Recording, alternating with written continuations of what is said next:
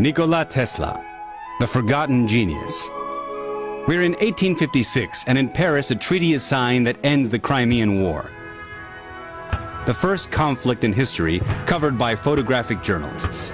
It's the year a young and brilliant Sigmund Freud enters the limelight with his psychoanalysis. The same year, a tender creature is born in what is now Croatia, a baby that will become a man who, unbeknownst to him or to his fellow man, will become the anonymous and forgotten contributor to some of the most important technological advances in modern times, Nikola Tesla.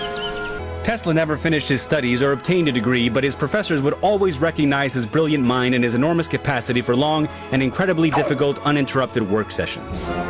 In the United States, Sir Thomas Alva Edison had invented the electric light bulb and had designed and built the first electrical power plant to produce and administer electricity to New York City residents. The electrical revolution had arrived. The electrical power plants based on Edison's patents multiplied and prospered around the world.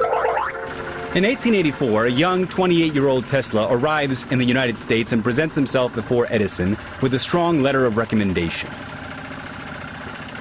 Dear Edison, I've known two great men in my life, and you are one of them. The other is this young man.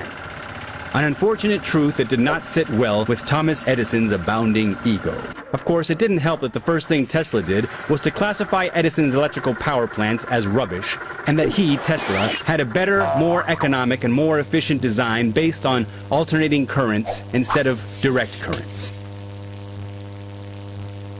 But Edison wasn't about to change his DC power for AC power. He had already invested too much time and money and wanted to see some return. Tesla went bankrupt a few times throughout his life while he was developing his greatest invention, a system to generate and send energy over enormous distances with no cables. The multimillionaire J.P. Morgan became interested in the project and financed the research, but Tesla wanted to generate and distribute free electricity for everyone. What an idea! Naturally, J.P. Morgan withdrew his funding.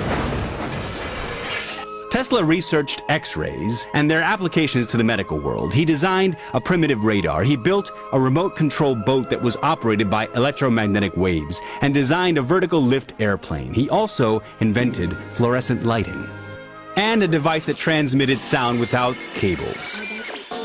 A device that would end up being called the radio, and which was patented by the Italian Guillermo Marconi, who would later receive the Nobel Prize for his invention. Even though Tesla's authorship of the radio was eventually recognized, public opinion is still associated with Marconi as the father of the radio.